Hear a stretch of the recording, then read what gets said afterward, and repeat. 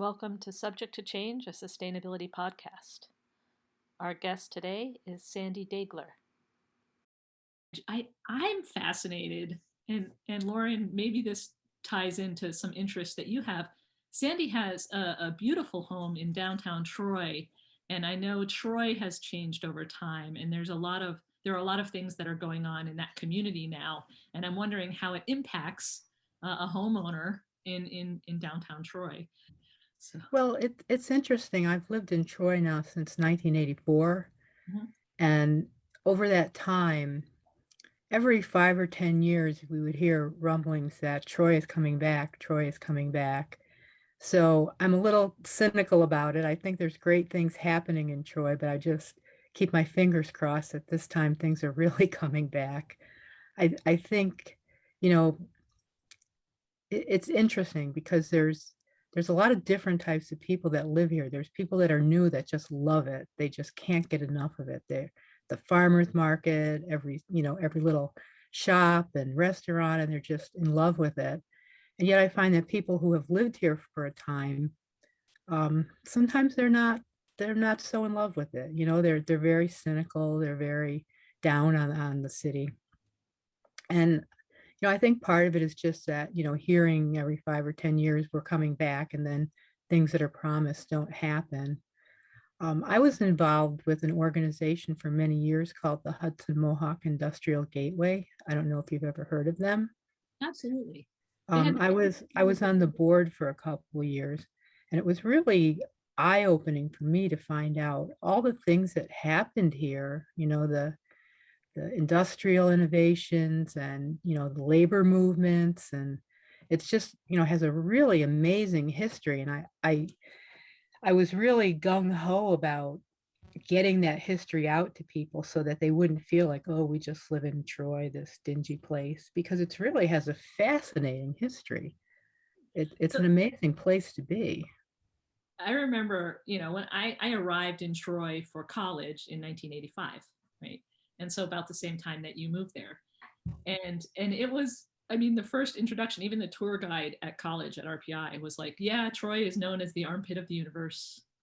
There was like this awful, begrudging, depressing pride in being a place that nobody wanted to be. And I also saw the rise and the fall and the rise and the fall. And I think what's happening now feels like it's sustaining a little bit. I think It COVID it punched it does. in the face, It but does. There's a lot of new people who have a lot of energy and a lot of good ideas, and it's really exciting to see that. yeah. Yeah, I don't So I'm hopeful. Yeah, I love the history of Troy. That's something really I didn't know you were involved with that. So that's great to know. Once the fourth wealthiest city in the USA.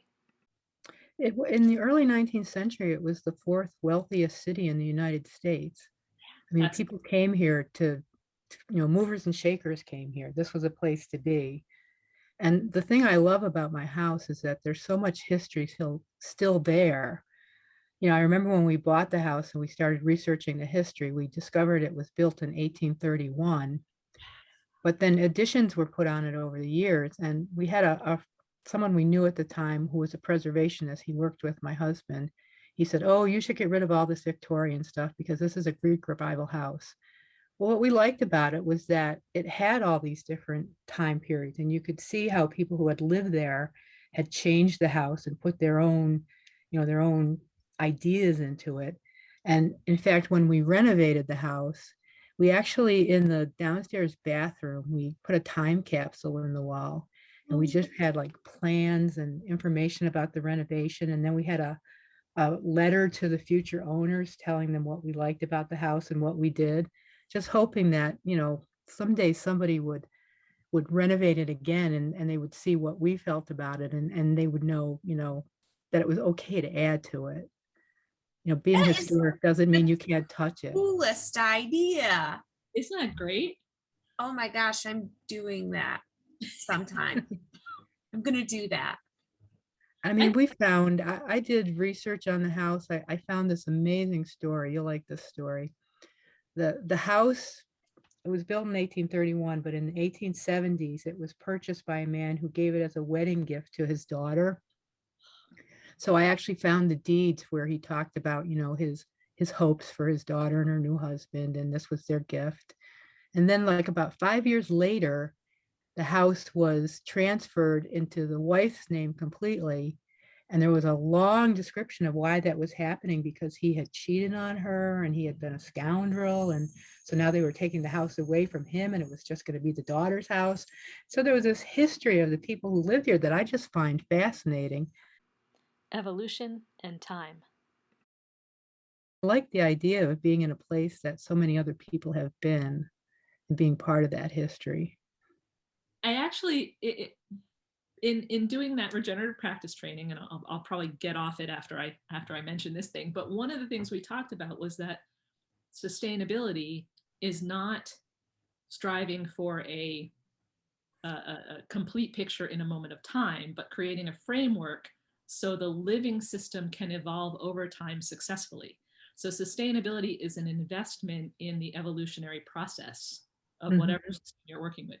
So what you described is embracing that the sustainability of the house through allowing it to have the richness of experiences illustrated in the house and experienced and added to by you and whoever the next owners might be.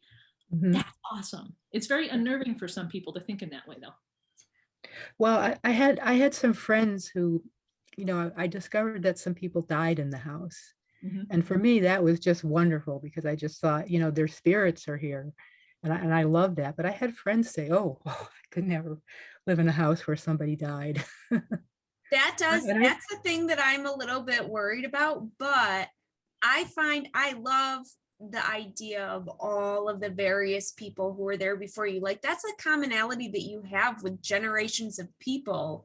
And there's something so exciting about that. And all I can think of is like, and I've been doing a lot of, I'm teaching a course right now in green rating systems. So this is probably why this struck me this way. But I love if you think about all of the green space that was preserved, all of the habitat that was preserved, because we all just shared our home over the years.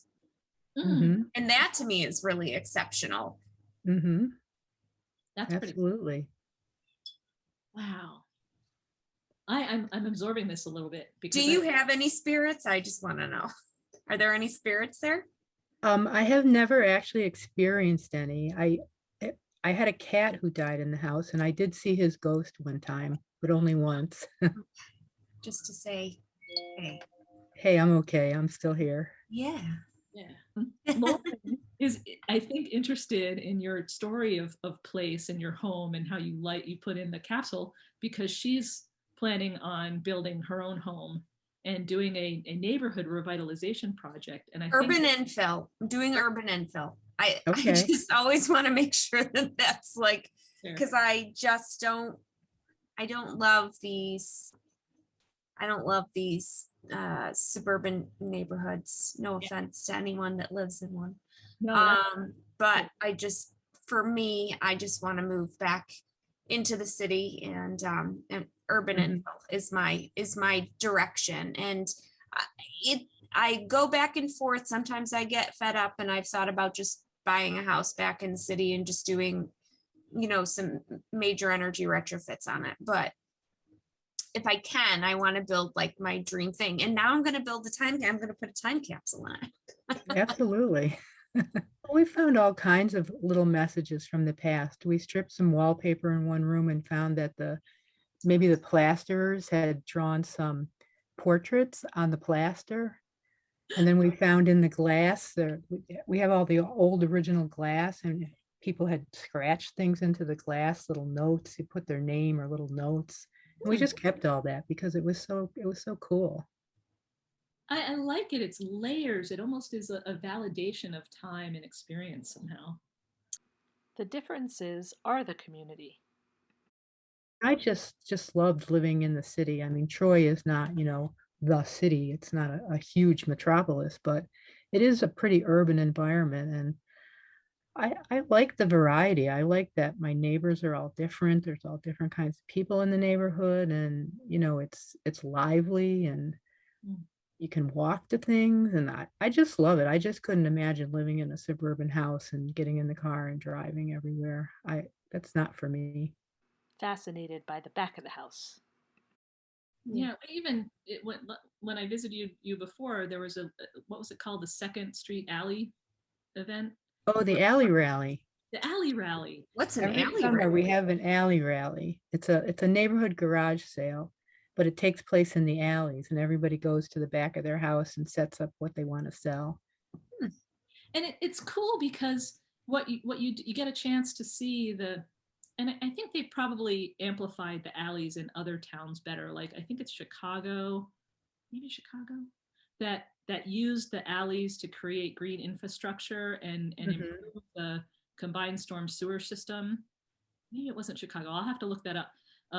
But they created much more access through the back alleys, and a lot of the alleys behind brownstones, that's where the garage access is, Right? or back garden access with a back garden door.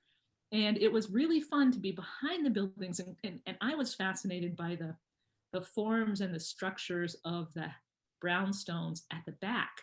There's all this beauty in the front with the way the window casements are and the stone detailing and the steps and the stoops and the wrought iron railings.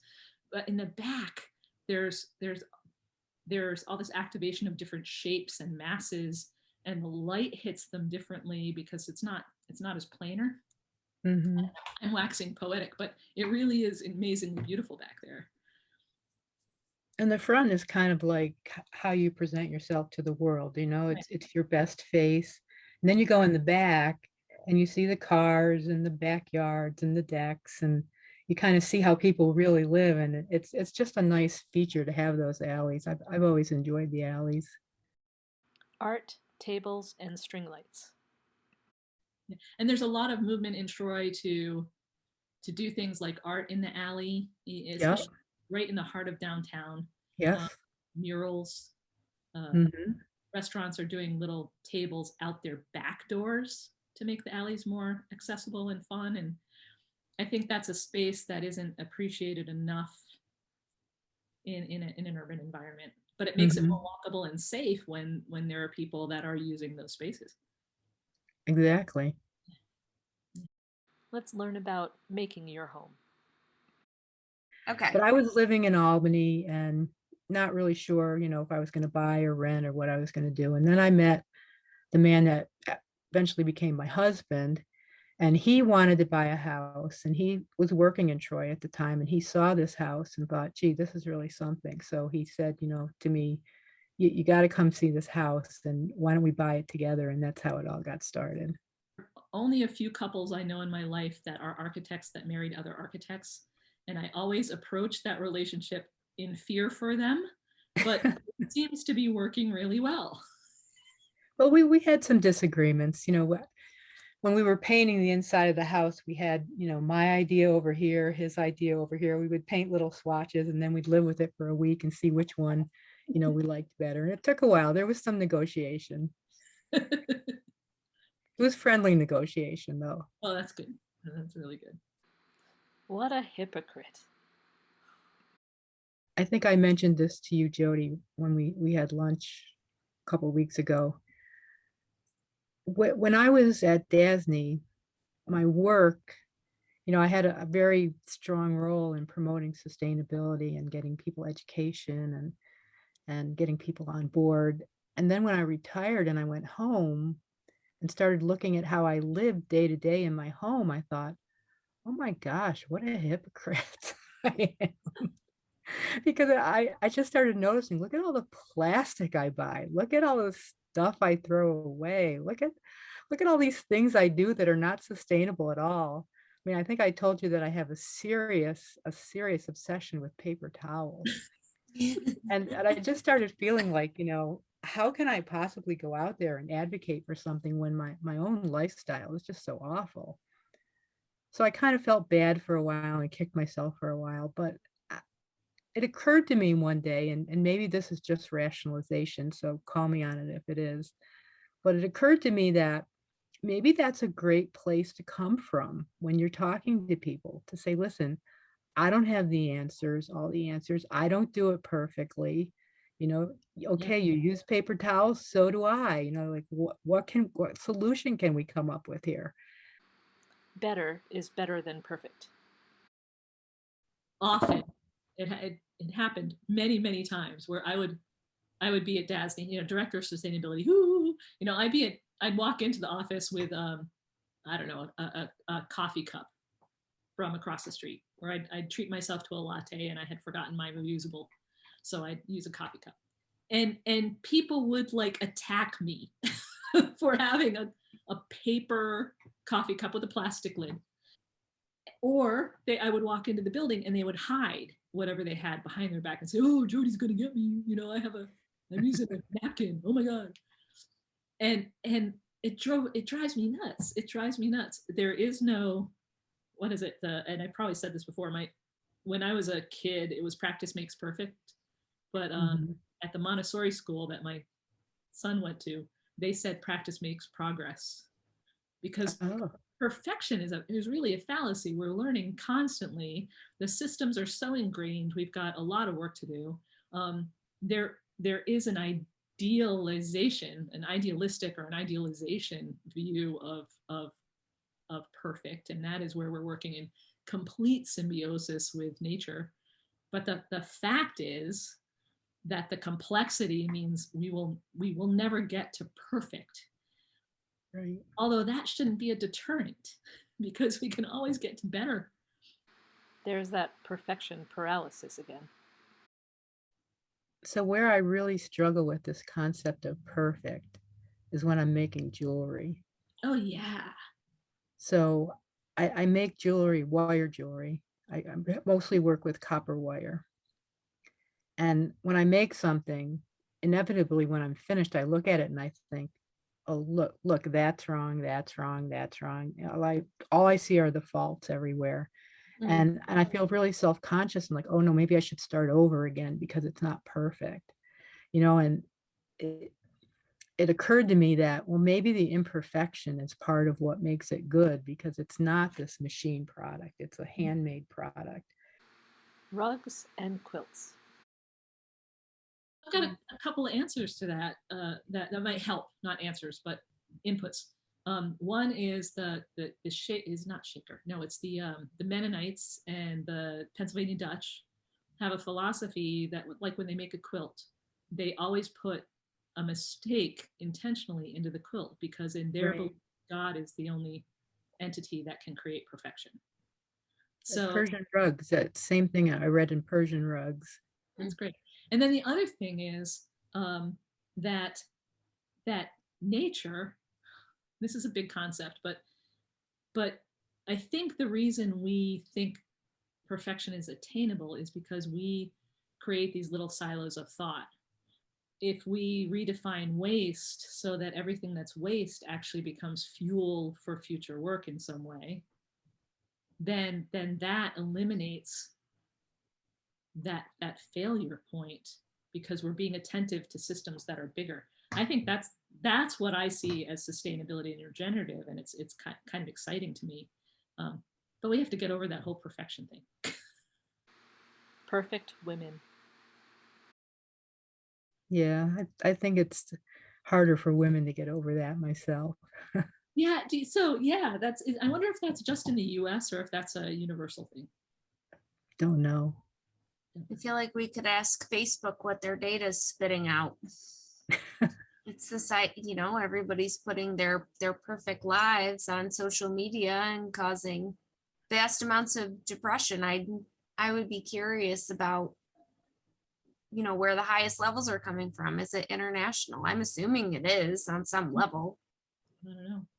Actually, it's funny. My husband and I were talking about starting a hashtag Messy Mondays on Facebook and on Twitter, so that we could start to perpetuate the fact that there is no perfection. Tragedy or transition? I've read a lot about, concern about kids and the impact that being home from school has had in this last year, and are they falling behind? And I don't have children. That was a conscious choice. But so I don't really have a parent's perspective, but it occurred to me that kids now are living through this incredibly historic time, Yeah. and there's a value to that. And just because they didn't have their standard school year for a year, maybe there's something else that they got out of that, and they'll always remember that. And it strikes me that the minute something gets upended, we think, oh my God, this is tragedy. But maybe it's not. Maybe it's just something different, and they'll learn something different from it. Who am I, anyway?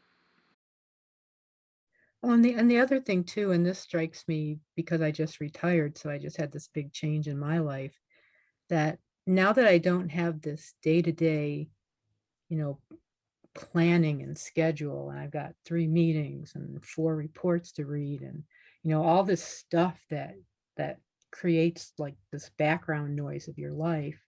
And now when that goes away, you're kind of left sitting with yourself like, well, who am I? What is this all about?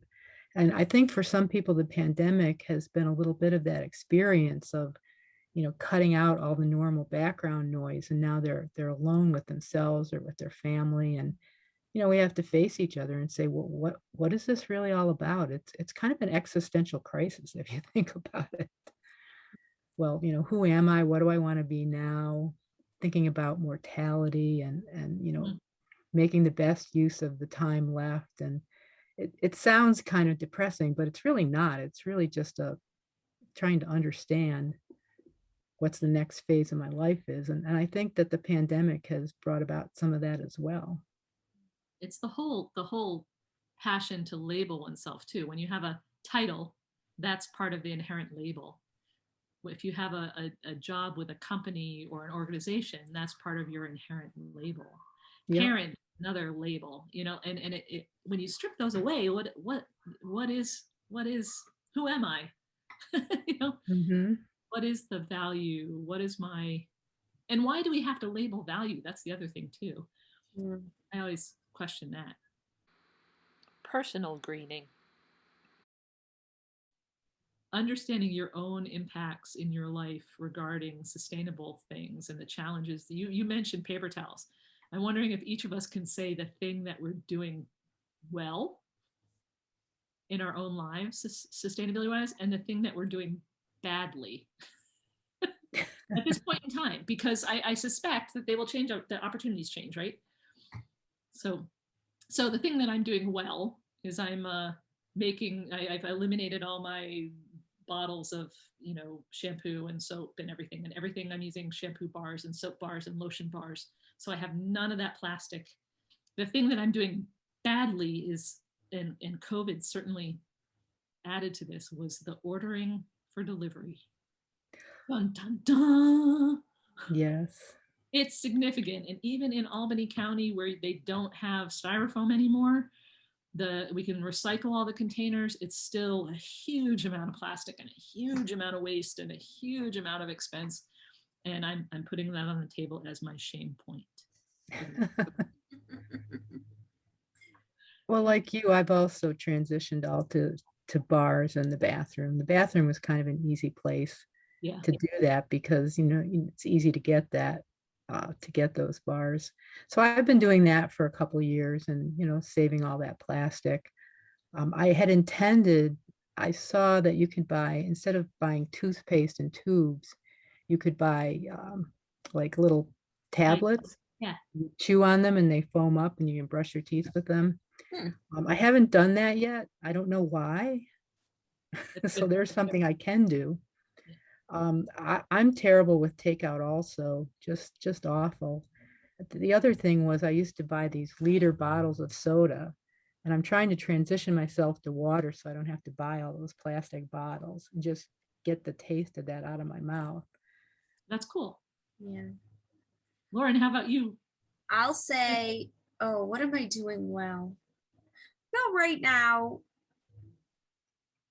feel right now that I've moved in a really nice direction as far as projects and work go, to having them. And I know we're not supposed to be identifying this as a professional thing, but it's been a thing I've been working on for a while, is getting to projects that I feel not only more inspired by, but I feel are having a more positive impact. And I think that in going in that direction, it's giving me a bigger voice to kind of do what we've talked about, which is to go to other owners and say, you know, this onus is really on us. It's really on you to say that you're going to move in this direction. And that's been something that I've been trying to work on for the last handful of years. And I feel like it's finally starting to nudge in that direction.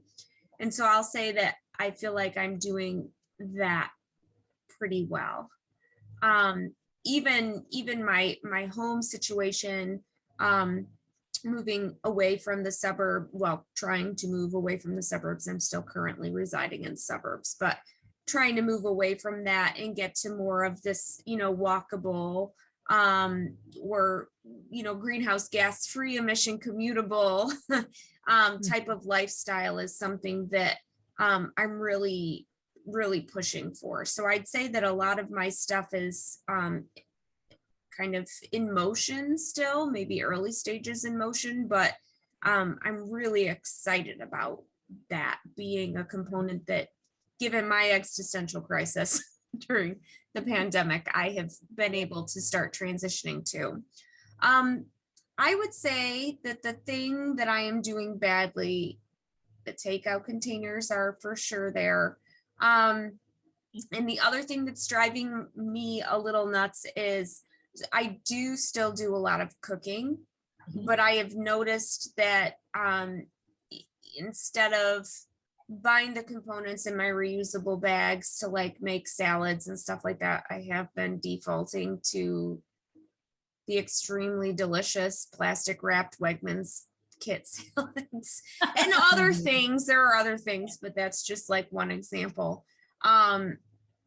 Where I like organic mushrooms in a plastic container wrapped in plastic. That drives me. God, it drives me nuts, right? But I don't know. But I applaud the things that you have done well, and I applaud the recognition of stuff that could be better. And hopefully that applause is I mean, make it guilt-free, right? We cannot, starting tomorrow, be perfect. In fact, right, there's that perfection again. Right. It's a process, and the stuff around you changes, and your opportunities change, and your, quite frankly, your cravings change. I mean, I've ordered some stupid stuff that I should never have ordered because I really wanted it at that time. And that's part of being human, I guess. But I definitely admit to getting a little hog wild for a bit. You know, I changed to a much healthier lifestyle. I lost weight. I had to buy new clothes. I might have swung the pendulum a little too far on just how many I needed. And so it's stuff like that where I was like, okay, it's time to pump the brakes. Like you've got to, you know, as Sandy said earlier, if we make it about I'm perfect and you're not, yeah, that's not engaging. You're not going to win very many hearts and minds. Right. And our wrap up. Thanks, Sandy. I totally appreciate everything you've shared with us today. What a great conversation. Yes, thank you. Well, thank you for inviting me. I really felt honored to be invited. Yeah, this was really gracious. Yes. And hopefully we have dinner plans that don't mean throwaway containers. I'm cooking tonight, so. What are you cooking? I don't know yet. All right, see, I like that. This is when you open the freezer and plan the meal based around what you find. Exactly. I like those meals. Those are my favorite meals. Thank you for joining us for Subject to Change, a sustainability podcast. Have a good night, guys. Okay, Thank you. Enjoy Have a your good evening. games. Bye. Bye.